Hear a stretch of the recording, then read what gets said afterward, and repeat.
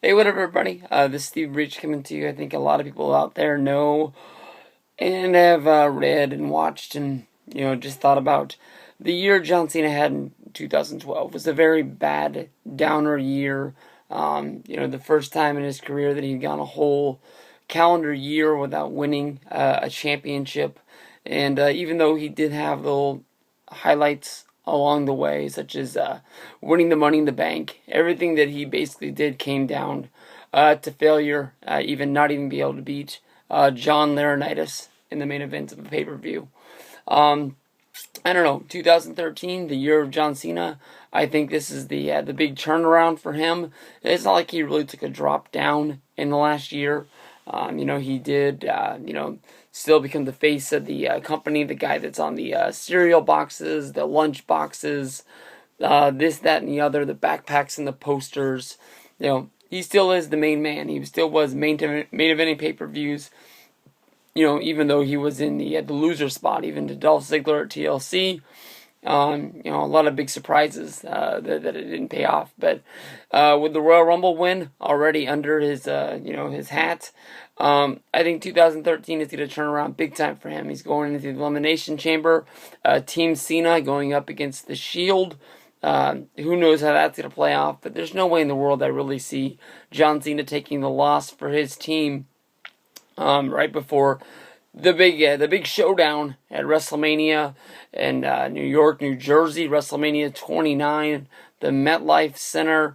It's going to be an historic day. I think a lot of people are knocking it because it was supposed to be once in a lifetime, and once was just too big that they had to do it twice. The worlds are going to collide one more time. The Attitude Era against the PG Era. John Cena versus The Rock. John Cena couldn't get the job done. I don't know. All in all, the John Cena of 2013 needs to be more focused. The John Cena of the past has been much like the 420 Goonie. Too much smiling and laughing and having too much fun, not really caring about what goes on. John Cena needs to become more focused. There's no way his career can take a second loss to The Rock because it's not like he's going to get another chance for this to come along. It is basically once in a lifetime for him right here to take this Royal Rumble win and turn it into a the big thing that he thought was going to mark his career, much like last year when he did the interview in the empty arena, when he was talking about that he knew that his whole career was on the line with this match with The Rock, and that it meant everything to the guys in the locker room, that he had to beat this guy from Hollywood that came back from the past. And that's what we need. We need a more determined John Cena, a guy that is, not going to give away title shots for his friends like Zack Ryder to get a shot at the U.S. title. He has to make everything of every moment that is out there. We've had the John Cena that is laughing and joking, and it's only got us so far. There's no way in the world that we're going to get a heel John Cena. There's no way that he's going to find that heelish, dark, black power that a lot of people have been really hoping for the years. John Cena is the face of the company. He is the man. CM Punk tried to take that from him last year. Couldn't really surpass the fandomonium that John Cena has. So he went back at Raw 1000 and he turned heel again. Probably for the better of his career. CM Punk makes a better heel than he does a face. I think it was a big mistake for him to turn that way.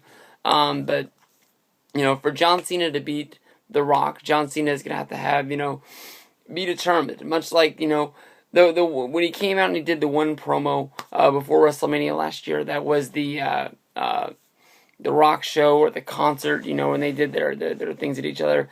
He came out, he did his rap, he dropped the mic, and he left. That's basically he needs to basically just look at The Rock and say, this is my chance. WrestleMania 29, we're going to get in that ring. I'm going to whoop your ass. I'm not going to take it easy on you last year. It's much like WrestleMania 25, Undertaker against Shawn Michaels. It always really bugged Shawn Michaels that he made that one mistake that he could have beat Undertaker. He had all the way back against the wall, And if he wouldn't have made the one mistake, he wouldn't have lost that match when he tried to do the jump off the top rope, which Undertaker turned into the tombstone, and it was over. Basically, John Cena tried to show up The Rock by doing that weak ass people's elbow, which turned into the rock bottom from The Rock, which was the 1-2-3 in the finish. I think John Cena needs to just basically cut that whole funny business and throw it out the window, because personally, it ain't that funny to begin with. From there, that Extreme Rules last year did real big numbers. The big match, John Cena against Brock Lesnar, which I guess if you were to go out and you were to ask a whole bunch of wrestling fans, I don't even think a whole lot of people even remember that John Cena won that match. They just remember how much Brock Lesnar kicked the shit out of John Cena for however long that match was. I mean, that was a great match last year that really goes on from there. I think that you have to do that sort of rematch at Extreme Rules, because WWE is not going to want to let down their numbers. They don't want to have an Extreme Rules show that did 100,000 buys or whatever the hell it did, and then just basically do John Cena against Alberto Del Rio, and it just falls the way down. They like to sort of like, if a pay-per-view is used to getting a certain amount of buys, at least putting on a show that they know is going to be in that safe zone, so you don't have that big drop-off where people are like, whoa, WWE really lost it, because last year they got 100,000, this year they got 10,000. They can't do that. So I say, use that Brock Lesnar against John Cena for the title. You have John Cena go over, and I mean, you need John Cena to go over strong. You don't need John Cena to go on a year-long run. We've already had that. We've already seen that. What CM Punk did for the title last year was really good and really helped out. Really made that stupid toy spinner belt, mean something. When CM Punk actually lost it, he cared, and it wasn't like John Cena where he's like, titles come and titles go, I'll get another shot and I'll win it next month. No, it really affected him, and it tore CM Punk apart. I think then, at least for the next 3 pay-per-views, you have John Cena against CM Punk. CM Punk should be that number 1 guy in that number 1 slot, unless you're going to move him over to SmackDown.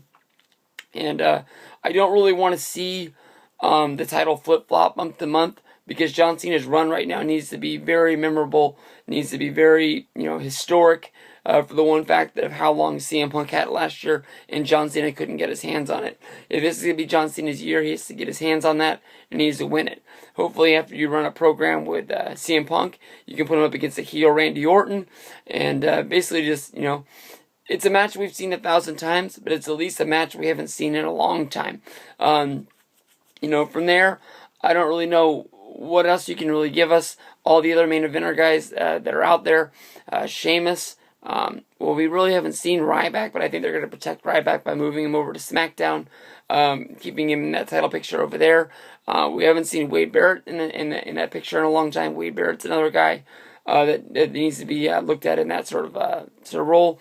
So that's what we want to see: a more determined, a more just on pace John Cena. No more joking around, no more high-fiving with the guys. Just basically, look at me, I'm freaking huge, I'm going to kick your ass. My name's John Cena, peace out.